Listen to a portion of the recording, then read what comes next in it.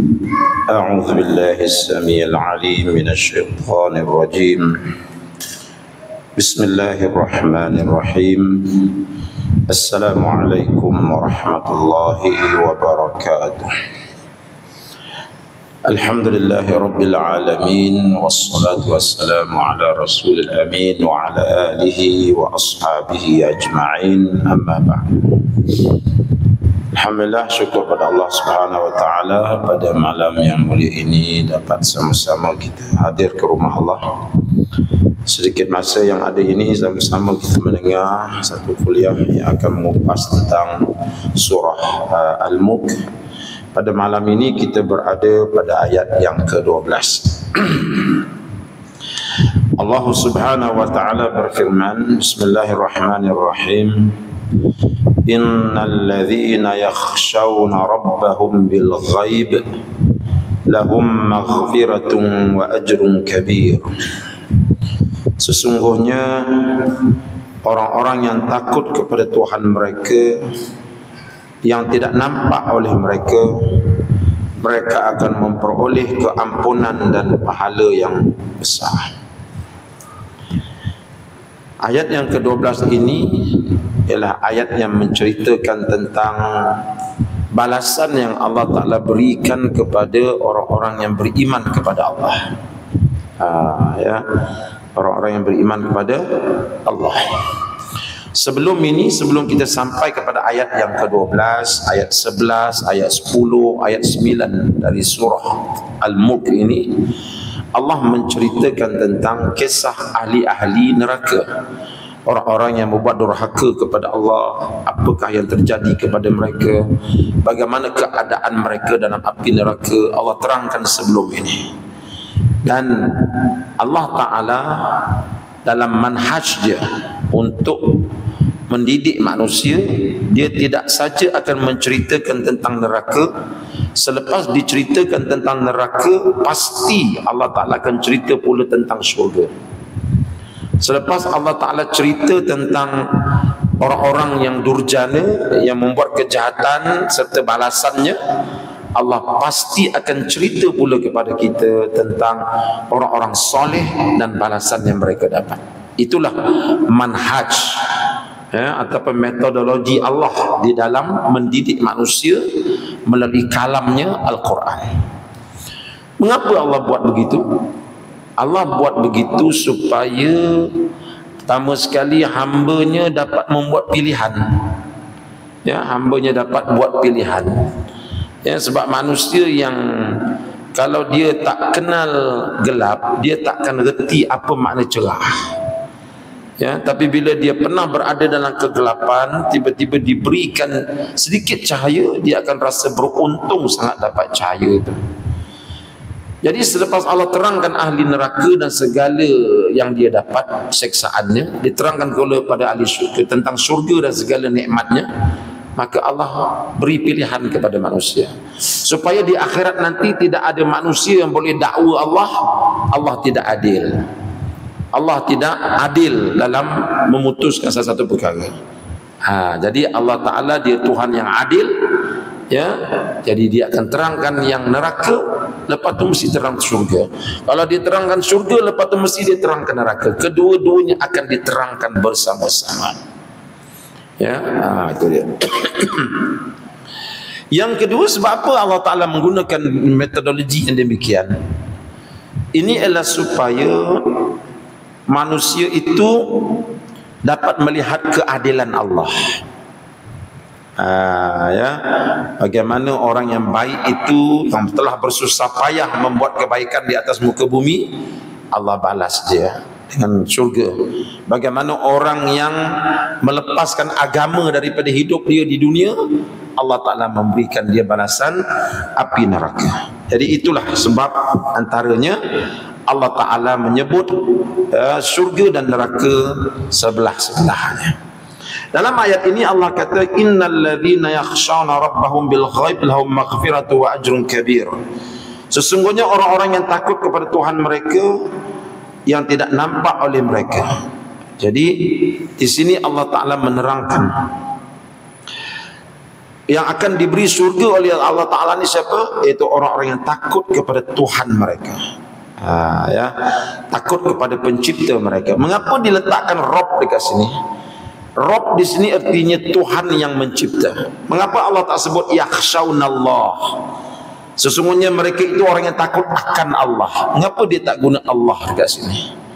Sebaliknya Allah gunakan mereka itu takut akan Rabb mereka, akan Tuhan yang mencipta mereka.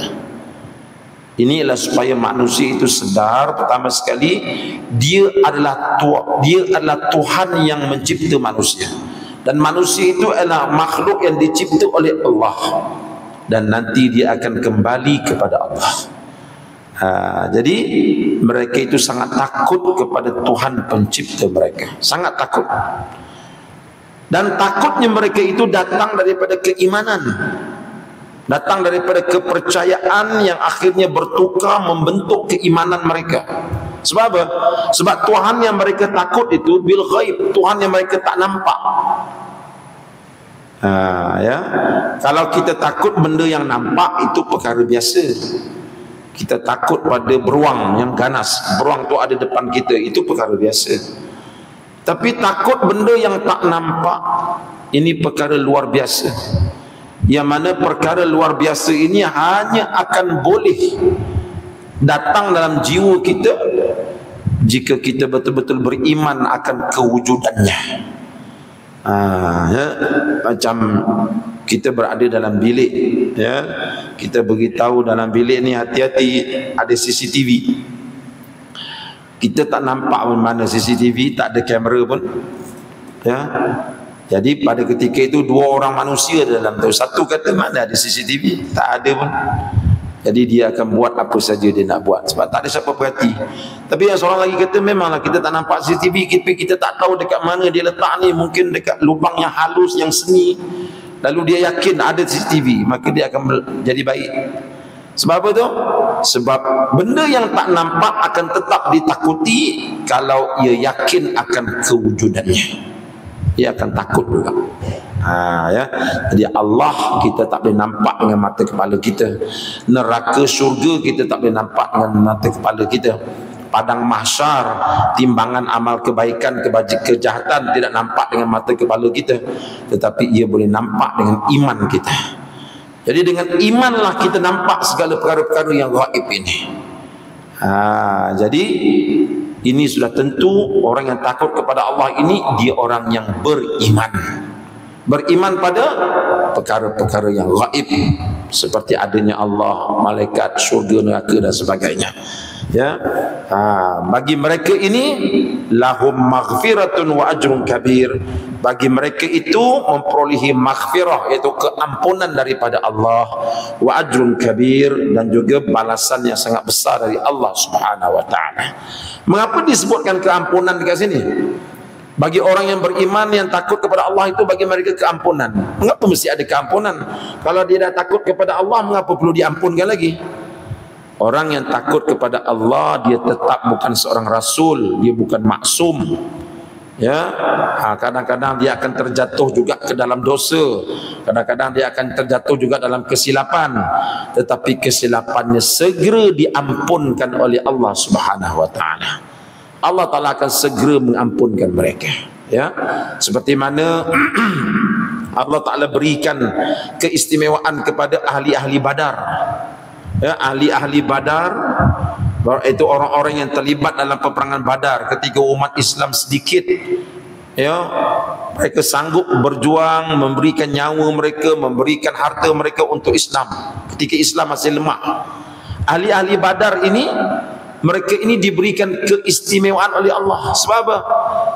Sebab di dunia lagi mereka telah tunjukkan keimanan mereka. Kalau tidak, takkan mereka sanggup berikan harta benda mereka, beri nyawa mereka untuk pertahankan Islam. Kalau tidak, kerana mereka beriman betul-betul kepada Allah, beriman betul-betul adanya syurga. Sehingga dalam peperangan Badar itu ada seorang pemuda yang sedang pegang beberapa butir korma. Dia nak makan korma tu, tiba-tiba Nabi kata bidadari di surga sedang melambai-lambai orang yang syahid pada hari ini. Lalu dia letaknya buah korma itu, segera dia masuk ke dalam medan peperangan, syahid dia. Ini sudah tentu datang daripada keimanan. Jadi dengan keimanan yang begitu Allah beri keistimewaan. Apa dia? Keampunan. Sebab itu bila kita baca cerita seorang ahli Badar yang melakukan pengkhianatan, ya, Ibnu Abi Balta'ah. Ibnu Abi Balta'ah ialah seorang lelaki yang terlibat dalam perang Badar, yang membela Islam, sanggup memberi nyawa untuk Islam ketika Islam lemah. Selepas Islam menjadi kuat, Nabi menjadi ketua di Madinah, ya, Islam mula dihormati. Ketika itu Nabi memutuskan hendak menyerang Makkah, yang pada ketika itu di bawah penguasaan Abu Sufyan, musyrikin Makkah. Jadi bila dalam mesyuarat tersebut Ibnu Abi Balta'ah dapat tahu yang Nabi nak serang kota Makkah, dia memikirkan bahawa ramai lagi saudara mara dia di Makkah yang belum masuk Islam. Dia bimbang nanti kalau diserang Mekah ini, saudara mara dia akan mati, tak sempat dia nak dakwah mereka masuk ke dalam Islam.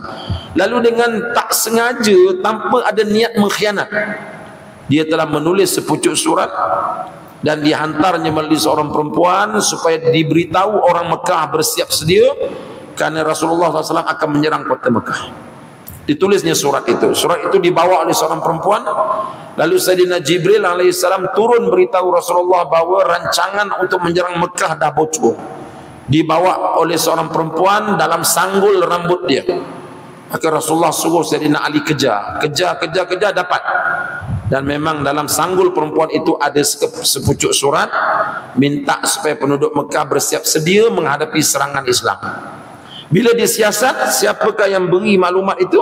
Didapati dia ialah Ibnu Abi Balta'ah. Ibnu Abi Balta'ah ini bila dibawa ke muka pengadilan, Sayyidina Umar nak pancung kepada dia. Rasulullah kata nanti dulu, tak boleh pancung. Sebab apa? Sebab dia ni ialah Ahlul Badar. Dia ialah ahli Badar. Ahli Badar, dosa dia yang lalu dan akan datang diampunkan oleh Allah. Jadi ini keistimewaan Allah Ta'ala bagi pada mereka. Begitu juga dengan ahli-ahli Bai'atul Ridwan. Ya, Bai'atul Ridwan ialah satu perjanjian yang Nabi buat bersama dengan sahabat-sahabat Nabi selepas Sayyidina Utsman yang diminta menjadi wakil Islam untuk bertemu dengan Quraisy di Mekah tak pulang-pulang. Ya, dalam tempoh yang begitu lama mereka tunggu tak pulang-pulang, sehingga ada berita angin kata Utsman telah dibunuh. Ketika itu para sahabat menghimpunkan para sahabat di bawah sepohon pokok dan berjanji akan bertaat setia dan akan menuntut bela di atas kematian Utsman. Yang terlibat dalam perjanjian itu dinamakan perjanjian Bai'atul Ridwan. Orang-orang yang terlibat dalam Bai'atul Ridwan ini dijamin syurga oleh Allah. Ya, dijamin syurga oleh Allah. Sebab itu orang-orang yang terlibat dalam Bai'atul Ridwan, orang-orang yang terlibat dalam perang Badar, mereka itu dianggap sebagai orang-orang yang besar dalam Islam ini. Para sahabat saling menghormati mereka ini. Sebab itu Ibnu Abi Balta'ah, dia tidak dijatuhkan hukuman, diampunkan saja oleh Nabi. Ya, sebab dia beriman kepada Allah yang maha, yang gaib, sehingga dia buktikan dengan dia berikan nyawa dia membela Islam di ketika Islam berada dalam keadaan yang sedikit pada masa itu. Ya, begitu juga dengan seorang sahabat Nabi bernama Mughirah ibn Syu'bah. Mughirah bin Syu'bah ini seorang sahabat Nabi yang terlibat dalam Bai'atul Ridwan, seorang sahabat Nabi yang hebat. Kemudian dia zaman Sayyidina Umar dia dilantik menjadi gubernur di Kufah. Bila dia dilantik menjadi gubernur di Kufah, dia memerintah dengan adil. Ya, tiba-tiba pada tahun yang kedua, pada tahun yang ke-15 Hijrah, ya, pada ketika itu Mughirah bin Syu'bah ini dituduh berzina. Ya, disaksikan oleh 4 orang saksi. 3 orang memberikan penyaksian yang betul-betul yakin, hanya seorang saja yang gagal memberikan penyaksian yang betul-betul yakin. Bila 3 orang memberikan penyaksian yang yakin ini, Sayyidina Umar pada ketika itu sudah ketakutan. Sebab apa? Mana boleh orang yang terlibat dengan Bai'atul Ridwan yang dijamin syurga oleh Allah, tiba-tiba dia berzina. Nabi sendiri sebut yang terlibat dalam Bai'atul Ridwan dia adalah ahli syurga. Mana mungkin orang yang telah dijamin syurga boleh berzina? Tapi 3 orang saksi datang beri pengakuan, kami nampak dengan mata kepala kami, peha dia bertemu peha, dada dia berada atas dada perempuan itu. Lalu Sayyidina Umar panggil saksi yang keempat. Maksud saksi yang keempat, saksi ini namanya Nafi'. Dia kata, kamu ni betul-betul tengok. Saya tengok, tapi saya tak nampak pula peha bertemu peha. Yang saya nampak, kedua-duanya boleh tak pakai baju, tetapi dia masih lagi duduk di atas lutut. Dia masih lagi berlutut. Kamu nampak ke perempuan itu bukan isteri dia? Tak. Saya tak nampaklah itu isteri dia ataupun tidak. Tetapi yang saya tahu, isteri dia mukanya sama dengan Ummu Jumail, perempuan yang dikatakan berzina dengan dia.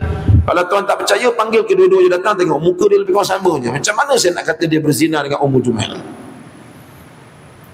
Jadi ketika dapat jawapan yang keempat itu, Sayyidina Umar bertakbir. Allahu Akbar. 3 kali dia bertakbir. Sebab apa Umar takbir? Sebab Nabi SAW telah sebut yang terlibat dalam bai'atul ridwan ialah ahli syurga. Yang terlibat dalam perang Badar ialah ahli syurga. Mana mungkin ahli syurga berzina? Ada saksi yang keempat. Penyaksian keempat itu membatalkan tuduhan qazaf. Dan 3 orang saksi yang menuduh itu telah disebat dengan 80 kali sebatan. Dan Mughirah ibn Syu'bah dilantik semula untuk menjadi gubernur Kufah selepas itu.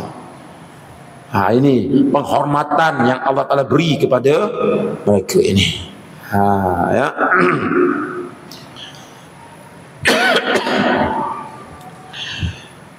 Jadi mereka itu takut kepada Allah yang sifatnya ghaib. Ya. Jadi bila ghaib tak ada siapa yang tahulah. Kita benda-benda ghaib ni kita tak tahu, yang tahu hanya Allah aja. Ya. Kita tengok zaman Nabi Sulaiman alaihissalam. Ya, zaman Nabi Sulaiman alaihissalam. Pada ketika itu Nabi Sulaiman ni walaupun dia berjaya tundukkan jin, ya, jin jadi sebahagian daripada tentera dia, jin menjadi sebahagian daripada khadam dia, buat kerja-kerja yang berat-berat, ya, pergi menyelam dalam laut, ambil permata, semua kena kerja jin lah. Nabi Sulaiman suruh mereka buat. Tapi dalam keadaan yang sama, jin ni walaupun dia tunduk pada Nabi Sulaiman, tapi dia punya keangkuhan dia masih lagi kuat. Antara angkuhnya dia kata apa? Saya ini tahu, kami ini golongan jin tahu benda-benda gaib. Ini dakwaan mereka. Kami tahu perkara-perkara gaib. Itu yang mereka sebarkan di kalangan manusia dan juga haiwan.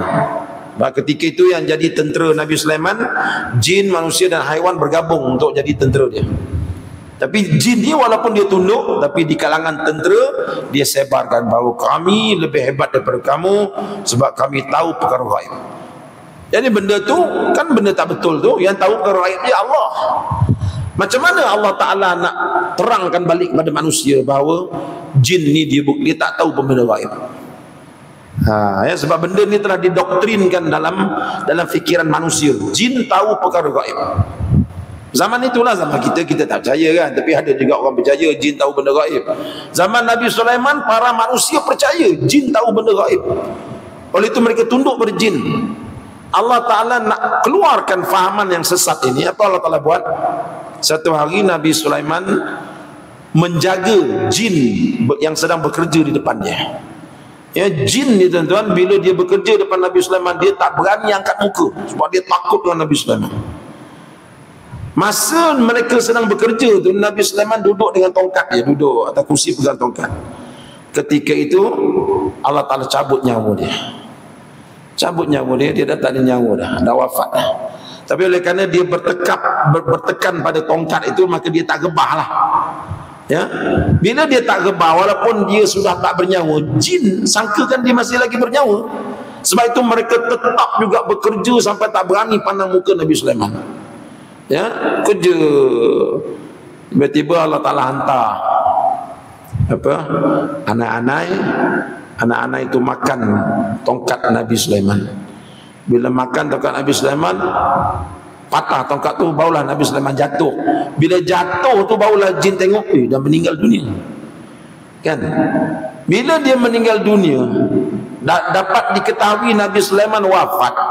Kalau tak dimakan anak-anak tongkat tu, jin pun tak tahu dia dah wafat.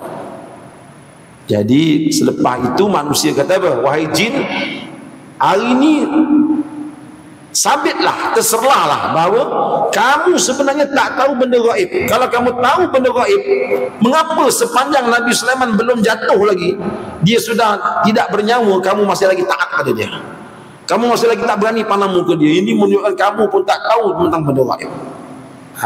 Jadi semenjak hari itu, fahaman sesat itu berjaya dibuang, walaupun dia telah didoktrinkan oleh jin ke dalam fikiran manusia dan juga haiwan ketika itu.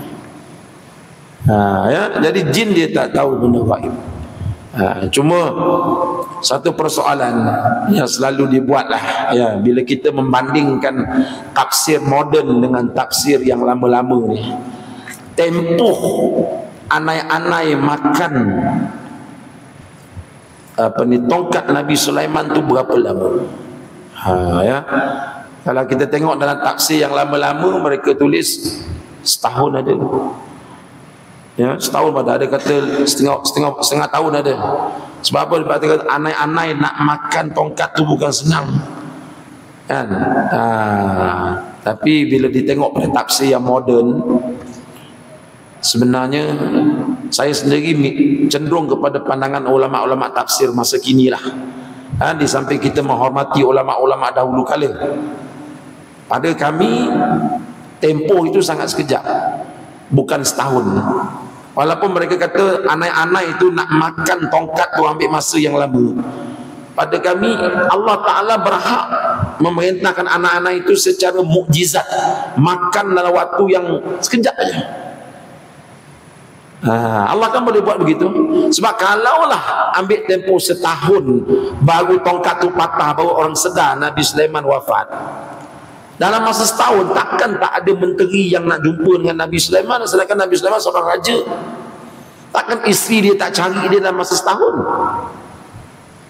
kan? Suami hilang daripada rumah sehari boleh isteri dah cari. Ini Nabi Sulaiman duduk dekat atas singgasana dia setahun, takkan isteri dia tak cari dia?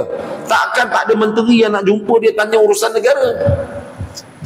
Jadi itu tak logik kalau kita kata tempoh anak-anak itu makan lamanya setahun. Jadi tempoh itu tempoh yang paling sekejap sekali. Sebab Allah Ta'ala ini boleh buat benda-benda yang mencari adat. Kalau dalam kisah Nabi Sulaiman itu, burung hud-hud yang hilang di hari perbarisan, ketika itu Nabi Sulaiman buat perbarisan. Dalam perbarisan tentera itu, tentera jin semua lengkap, tentera manusia semua lengkap, tentera haiwan ada seekor tak ada, iaitu hud-hud. Lalu bila ditanya mana hud-hud, tak ada. Nabi Sulaiman kata kalau dia hadir, dia tak bawa alasan yang munasabah, dia akan carikan dia punya bulu, mati burung tu. Hud-hud tu datang segera. Sekelip mata ada depan Nabi Sulaiman. Dia beritahu, saya datang daripada negeri yang jauh. Negeri mana? Negeri Yaman. Saya nampak seorang puteri yang hebat, tetapi dia menyembah berhala. Nabi Sulaiman tulis surat, suruh hud-hud tu pergi balik, hantar surat tu dalam tempoh yang sekejap aja. Jadi benda ni mencari adat. Sebab Yaman ke Palestin naik kapal terbang pun ambil masa 3 jam sampai, bukan dekat, kan? Jadi Allah Ta'ala itu dalam kisah Nabi Sulaiman banyak benda-benda mencari adat yang berlaku. Tiba-tiba bila anak-anak itu makan tongkat Nabi Sulaiman, kita tak boleh berfikir bahawa Allah juga boleh buat benda itu berlaku dalam sekelip mata. Sebab kalau kita kata dia berlaku dalam masa setahun, itu benda mustahil, tak masuk akal. Jadi tuan-tuan, yang tahu benda gaib ini hanya Allah. Jadi manusia yang Allah Ta'ala nak bagi syurga ni, manusia yang takut akan Allah, yang bersifat dengan gaib yang kita tak nampak. Tak nampak pada mata kepala itu, tapi tanda-tandanya banyak. Allah Ta'ala tu ada, walaupun Allah tu kita tak nampak dengan mata kepala kita, tetapi tanda-tanda wujudnya Allah tu terlalu banyak. Setiap apa yang ada dalam tubuh kita semua dalil bahawa Allah itu ada. Cuma tak nampak, Kalau Allah tu nampak, dia dah jadi macam makhluk biasa lah. Itu. Sebab itu kita beriman dalam akidah Ahlussunnah wal Jamaah, Allah ni ada satu sifat, apa dia? Mukhalafatuhu lil hawadis. Allah Ta'ala itu mesti bersalahan, mesti tak sama dengan segala hawadis, dengan segala benda-benda yang baru. Kalau benda baru boleh dilihat, Allah Ta'ala kita tak boleh lihat dia. Kecuali bila masuk dalam syurga nanti, baru kita boleh lihat Allah Subhanahu Wa Ta'ala. Itu pun lihat dalam keadaan yang kita tak tahu macam mana. Ya. Jadi Allah Ta'ala beri kepada mereka ini maghfiratun, keampunan, dan juga wa ajrun kabir, dan beri kepada mereka pahala yang besar. Sebab apa pahala yang besar? Karena mereka ini sanggup mempertaruhkan nyawa mereka demi untuk beriman kepada Allah. Kita baca syarah dia. Setelah Allah menyebutkan keadaan orang-orang kafir yang celaka itu, diikuti pula di sini menyebutkan keadaan orang-orang mukmin yang berbahagia daripada golongan-golongan orang yang baik lagi taat. Mereka itu ialah orang-orang yang sangat takut pada Tuhan mereka, meskipun Tuhan itu tidak dapat mereka lihat, dan mereka meninggalkan maksiat kerana mengharapkan keredaannya. Bagi mereka itu keampunan dari dosa dan juga memperolehi pahala yang besar yang tiada mereka ketahui kadarnya kecuali Allah Ta'ala. Ya. Jadi pahala-pahala ni tuan-tuan dalam Quran ada dua jenis. Ada pahala yang Allah Ta'ala sebutkan banyak mana. Ya, tu. Ada pahala yang Allah Ta'ala kata aku je yang tahu. Ya. Contohnya kita ambil dalam satu pahala yang Allah Ta'ala janjikan kepada manusia.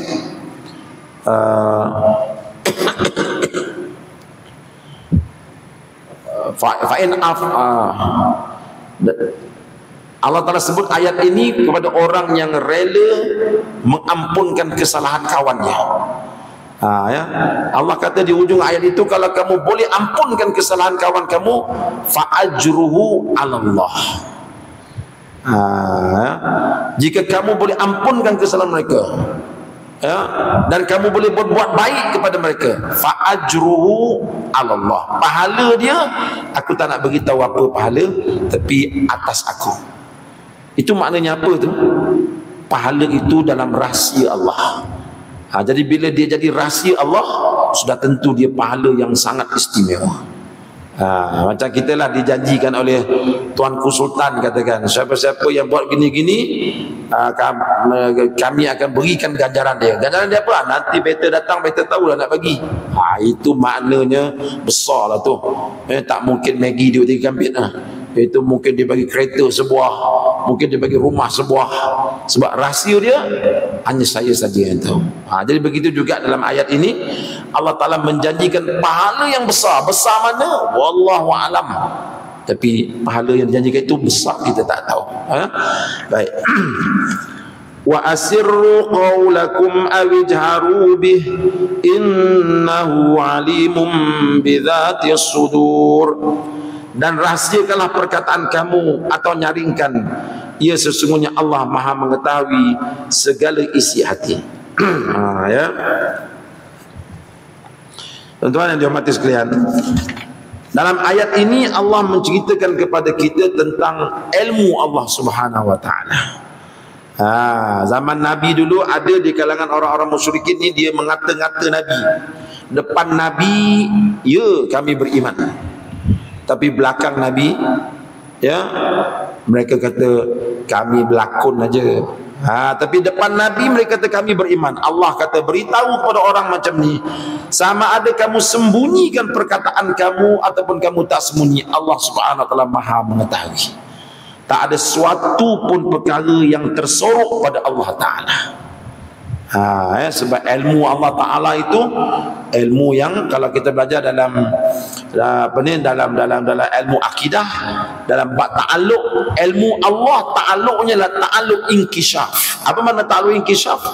Allah Ta'ala dia tahu segala-galanya dengan secara terbongkar. Mana tak ada benda yang boleh ditutup. Tak ada benda. Ya, sehingga kalau kita menggunakan ujung mata kita untuk mencuri pandang, aurat perempuan, bukan pandang semua, ujung mata je, kan boleh kelih gitu. Allah kata itu pun dalam pengetahuan aku. Ya, manusia takkan dapat. Dan nak pula kalau kita pakai cermin mata hitam, ya, cermin mata hitam kita pandang pakai ujung mata ni aja. Tengok perempuan tu lawa sangat, kita pandang gitu. Allah kata pakailah cermin mata hitam, kamu pandanglah hanya dengan ekor mata kamu, Allah tahu apa yang kamu buat. Jadi kalau itu pun Allah Ta'ala tahu, macam mana kalau perbuatan-perbuatan besar yang nak kita sorokkan. Segalanya berada dalam pengetahuan Allah Subhanahu wa taala. Kita tengok tafsir dia. Firman ini ditujukan kepada sekalian hamba-Nya untuk memberitahukan bahawa apa juga perkataan yang mereka rahsiakan atau menyebutkannya dengan suara nyaring, sesungguhnya Allah mengetahui semuanya, walaupun disembunyikan seperti niat yang terlintas dan disembunyikan di dalam hati. Kata Ibnu Abbas, ayat ini ditujukan kepada kaum musyrikin yang telah mengata-ngata Rasulullah sallallahu alaihi wasallam. Lalu Jibril mengkhabarkan apa yang mereka katakan itu kepada Rasulullah sallallahu alaihi wasallam. Sehingga orang-orang musyrik itu kemudian berkata sesama mereka, rahsiakanlah oleh kamu akan tutur kata kamu supaya tidak dapat didengar oleh Muhammad. Maka di sini Allah mengkhabarkan bahawa tidak ada rahsia yang tersembunyi melainkan diketahuinya. Ya, jadi tak ada ya yang dapat disembunyikan. Selalu kita sebut Allah ni ilmu dia. Semut yang berwarna hitam berjalan di atas tali yang berwarna hitam di malam yang gelap gulita, Allah Ta'ala tahu berapa ekor semut yang ada di atas tali itu. Tak mungkin mata manusia boleh tahu, tak mungkin ilmu manusia boleh tahu, tapi Allah Ta'ala tahu. Berapa helai daun gugur di hutan Amazon hari ini, Allah Ta'ala tahu. Berapa pucuk sayur yang tumbuh pada hari ini, Allah Ta'ala tahu jumlahnya. Tidak ada sesuatu pun yang hilang daripada pengetahuan Allah Subhanahu wa taala. Ya. Jadi sebab itu bagi mereka yang berbuat kebaikan, tiba-tiba kebaikan itu tidak dapat penghargaan daripada mana-mana manusia, jangan bimbang. Allah Taala Maha mengetahui segala-galanya. Siapa-siapa yang buat kebaikan tetapi difitnah dia orang buat kejahatan, jangan bimbang. Allah Taala tahu segala-galanya. Ya, ini memberi satu motivasi kepada kita terus berbuat kebaikan dan kebajikan walaupun kita terfitnah ya dengan kebaikan yang kita lakukan itu, karena Allah Maha mengetahui segala niat yang ada dalam hati kita. Sebab manusia ni kadang-kadang dia pandang benda zahir je, ya, pandang benda zahir, dia berkutuk kita. Pernah berlaku pada seorang sultan di zaman Turki dulu, zaman pemerintahan Khalifah Turki, Sultan Murad. Ya, dia lalu dekat bandar tu, dia nampak ada satu mayat jatuh dekat situ. Tak ada siapa nak uruskan. Ya, baru meninggal orang tu, panas lagi badan dia. Tak ada siapa nak sentuh. Sultan Murad pun panggil askar dia, angkat bawa ke hospital dulu, panggil keluarga dia. Ya, macam mana ni? Ni siapa ni? Ini suami saja. Macam mana suami kamu meninggal? Tiba-tiba masyarakat buat tak tahu aja, ni apa salah suami kamu ni? Macam suami kamu ni jahat sangat ni. Ya. Azan. Berhenti azan dulu.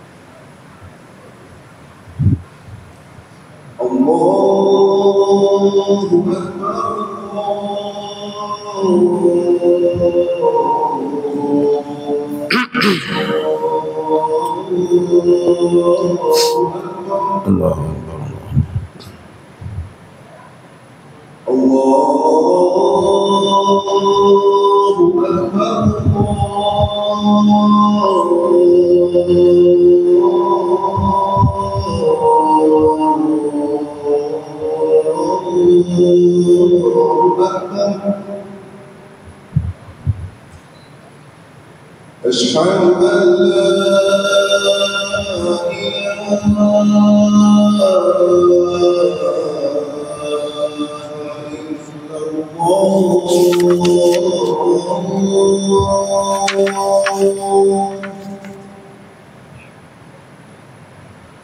أشهد أن لا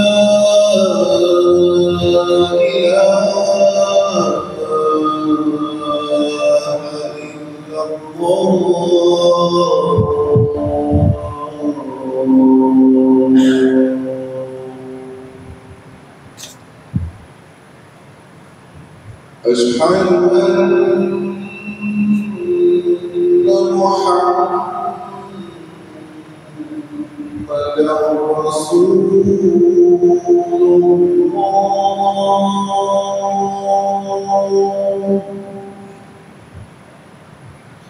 أشهد أن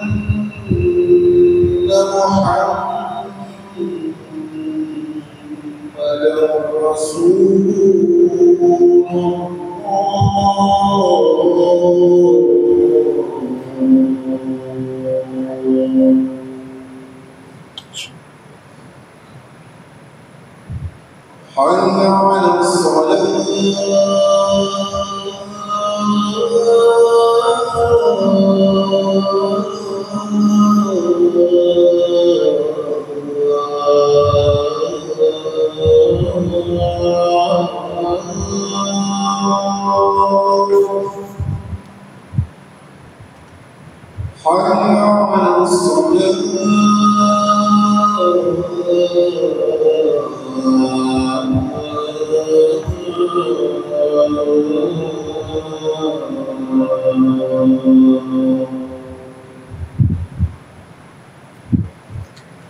حي على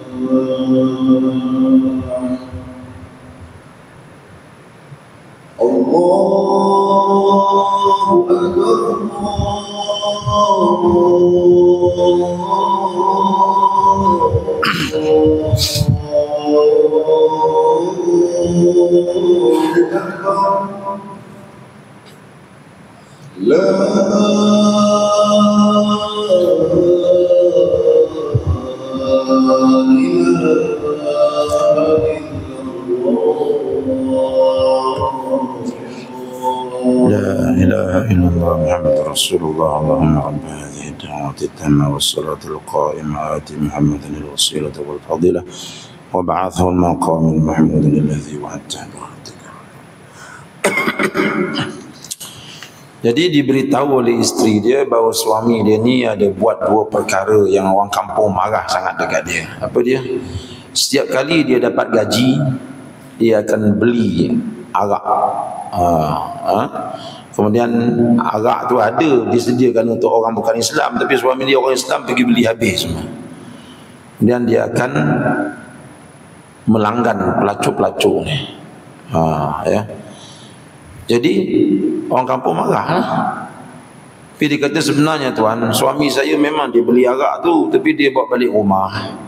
Arak tu dia buka, dia tuang dalam longkang semua. Dia tak minum. Dia tanya sebab apa? Dengan duit saya boleh beli arak dan saya boleh cegah maksiat selama 1 hari. Saya nak cegah maksiat tiap-tiap hari, saya tak ada kuasa. Saya ada kuasa bila saya ada duit. Lepas tu saya beli arak ni supaya saya borong semua supaya hari ni tak ada orang boleh minum arak. Itu perbuatan dia sebenar. Tapi yang orang nampaknya zahirnya memang dia borong arak tu lah. Jadi orang tengok yang zahir, orang menghukum yang zahir, tapi yang dalamnya orang tak tahu. Ya. Tapi jangan bimbang. Allah kata apa? Wa asirru qaulakum aw ijharu bi innahu alimun bi dzatis sudur. Sama ada kamu sembunyikan ataupun kamu jelaskan, Allah Ta'ala tahu apa yang ada dalam sudur kamu, dalam hati kamu. Jadi kalau dalam hati semua pun Allah Ta'ala tahu, bagaimana perkara-perkara yang besar-besar, sudah tentulah tak mungkin dapat disorokkan daripada Allah Subhanahu wa taala, ya. Dan di sini pada ayat yang ke-14 sekali lagi Allah menguatkan lagi percakapannya. Dia kata apa? Ala ya'lamu man khalaqa wa huwal latiful khabir. Ya, adakah Allah yang menciptakan itu tidak mengetahui yang kamu lahirkan dan hasilkan, sedangkan dia maha lemah lembut lagi maha mengetahui. Di sini Allah Ta'ala membuat satu pertanyaan. Ala ya'lamu man khalaq. Ya, apa kamu fikir Allah Ta'ala tak tahukah, ya, apa yang ia telah jadikan? Kita ni ciptaan Allah. Allah tahulah kita ni siapa. Ya, kalau kita rosak, saya pakai Triton, saya pakai Triton Mitsubishi. Dah setahun dah Triton saya duduk kat sekolah tak bergerak. Sudah 5 pomen saya bawa. 5 pomen dah, semua surrender. Walaupun surrender kena bayar juga. Dia kata tukar ni tetap juga dia punya rosak tu jalan 1 kilometer berhenti. Jalan berhenti. Saya pun macam mana nak buat ni? Orang kata pergi jumpa lah Tok Bomo dia. Kalau Mitsubishi, jumpa Bomo Mitsubishi. Jadi jumpalah satu pomen Mitsubishi, alhamdulillah, ya. Dia pegang, dia kata ini kerosakan ni mudah je, ni mentol terbakar ni, ada mentol terbakar ni. Baru tadi pergi tukar mentol, alhamdulillah semua mentol dah menyala. Mitsubishi tu jalan laju dah gini, tak ada apa-apa. Rupanya kesalahan dia bukan pada enjin. Kesalahan dia kerana mentol tu short, jadi wiring dalam tu jadi spoil semua, menyebabkan power dia tak ada. Itu. Jadi oleh kerana yang buat tu Mitsubishi, kita kena tanya Mitsubishi. Jadi begitulah Allah Ta'ala tanya kat sini, wahai manusia, kamu jangan temberang aku. Sebab apa? Sebab kamu tu aku yang cipta. Aku tahu, aku boleh cerita. Sebab tu dia kat sini, wa huwal latiful khabir. Aku ni latif. Apa makna latif? Latif ni, aku boleh hurai benda-benda yang kecil-kecil. Dan aku ni khabir, daripada yang kecil tu, juzuk yang kecil-kecil tu pun aku boleh huraikan, kata Allah. Nampak? Ya, kalau kita mana boleh kan? Kalau kita telefon ni telefon je lah. Ya, tapi yang kecil-kecil tu kita tak tahu. Allah kata yang kecil-kecil tu aku tahu, pun aku ni khabir. Yang lebih kecil daripada kecil tu semuanya aku tahu. Macam mana kamu nak tipu aku? Ya, kamu tak boleh tipu aku sebab aku yang mencipta kamu. Cara kamu nak menipu semua ada aku tahu. Ya, sebab itu Allah Ta'ala, oleh kerana dia tahu manusia itu siapa, apa kerosakan yang boleh berlaku pada manusia, sebab itu dengan keadilan Allah menghantar ubat-ubat dia. Dan ubat-ubat yang dihantar tu memang sesuai untuk kita. Sebab dia Tuhan yang maha adil. Ya, dia maha adil lagi maha bijaksana. Penyakit-penyakit yang ada pada manusia, dengkinya, itu, ya, sombongnya, takaburnya, Allah tahu benda itu boleh muncul dalam diri manusia. Sebab itu di awal ayat Allah kata apa? Innal insana lafi khus. Manusia yang aku buat ni, dia keluar daripada perut mak dia terdedah kepada segala kerugian. Dia akan jadi manusia yang rugi. Ya, sebab apa rugi? Sebab dalam diri dia tu aku ada letak satu titik hitam. Titik hitam tu syaitan akan hantar dia punya frekuensi dia dekat titik hitam tu. Titik hitam tu nanti akan hantar kepada syahwat dia akan gerakkan dia untuk buat dosa. Titik hitam tu selagi tak keluar, selagi itulah kita akan, syaitan boleh hantar maklumat dekat situ. Dia boleh hasut kita. Nabi Muhammad titik hitam tu telah dicabut. Yang letak titik hitam tu ialah Allah. Jadi Allah tahu titik hitam tu apa peranan dia. Dia boleh rosakkan manusia. Dia yang letaknya. Tetapi Allah Ta'ala juga meletakkan penawarnya. Penawar-penawar untuk titik hitam tu banyak dia letakkan. Itu amal-amal soleh. Ya, antaranya puasa Ramadan kita ni. Kita nak Ramadan lah, dah dekat dengan Ramadan ni. Ramadan ni ialah ubat untuk kita membasuh titik hitam itu supaya dia jadi kecut. Nak tarik tak boleh, kita tak boleh tarik dia sebab memang Allah Ta'ala dah tanam benda tu dalam hati manusia. Nak tarik tak boleh, tapi nak kecutkan dia dan nak kembangkan titik putih dalam hati boleh. Jadi Allah Ta'ala hantar ubat, puasa Ramadan, ya, qiyamul lail bulan Ramadan, bersedekah di bulan Ramadan, segala amal kebaikan tu semua ubat untuk penyakit tadi. Sebab itu dalam ayat ni Allah kata apa? Ala ya'lamu man khalaqa wa huwal latiful khabir. Kita baca sedikit tafsir dia, terus kita tutup. Yakni, tidakkah Tuhan pencipta mengetahui apa yang dirahsiakan oleh makhluknya dan apa yang dinyatakan, sedangkan dia berlemah lembut terhadap hamba-Nya, lagi pakar dan mengetahui segala yang sulit-sulit. Setiap bergeraknya benda yang paling halus seperti semut maupun diam atau bergoyangnya hati seseorang, melainkan di sisi Allah ada perkhabarannya. Ya, Allah sebut dalam ayat ini, aku ni latif, aku ni khabir. Apa itu latif? Latif ini ada dua pengertian. Satu pengertian, aku Tuhan yang tahu segala perkara yang kecil-kecil. Yang kedua, aku ni Tuhan yang maha lemah lembut. Itu, aku Tuhan yang maha lemah lembut. Takkanlah kamu berani buat jahat dekat aku. Biasanya tuan-tuan, segala rahsia ni akan keluar kepada orang yang lemah lembut. Itu. Kalau kita tengoklah, tanyalah, ya, siapa-siapa yang kerja cari maklumat, ya, mula-mula dia hantarnya orang yang ganas-ganas, ya, tengking kita gitu gini, dah teruk baru dia hantar orang yang lemah lembut, macam simpati sangat dekat dia, kat kita ni. Lalu kita pun sebenarnya gini dia sebab yang datang tu lemah lembut. Allah kata, aku ni lemah lembut. Kamu buat dosa pun aku layan juga baik kamu.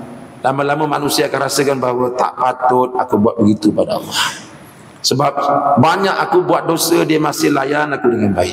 Banyak aku buat dosa, aku masih lagi dapat hirup udara yang nyaman. Banyak dia buat dosa, rezeki aku masih lagi diberikan lagi. Allah kata, tergamak kamu nak melawan aku, sedangkan aku tak berkasar pun dengan kamu. Aku latif. Ya, itu pengertian yang pertama yang saya sebutkan tadi. Pengertian yang kedua, latif ini, dia Tuhan yang maha mengetahui perkara yang kecil-kecil. Al-Khabir, dia Tuhan yang mengetahui daripada yang kecil tu, yang lebih kecil daripada yang kecil, semua dia tahu. Jadi peluang manakah yang dapat kita gunakan untuk merahsiakan jenayah kesalahan yang kita buat di atas muka bumi ini, ya. Jadi saya rasa cukup sekadar itu program kita tafsir pada hari ini. InsyaAllah kita jumpa lepas Ramadan nanti, insyaAllah. Aku qauli hadza wa astaghfirullahal azim li wa lakum. Assalamualaikum warahmatullahi wabarakatuh. Bismillahirrahmanirrahim. Alhamdulillahi rabbil alamin, wassalatu wassalamu ala rasulillah wa ala alihi wa sahbihi ajma'in. Allahumma nawwir qulubana bi nuri hidayatika kama nawwartal arda bi nuri syamsika abadan abada. Ya Allah, terangkanlah hati kami dengan cahaya hidayah darimu, seperti mana Engkau telah terangkan dunia ini dengan cahaya mataharimu. Rabbana atina fid dunya hasanah wa fil akhirati hasanah wa qina adzabannar. Alhamdulillah rabbil alamin.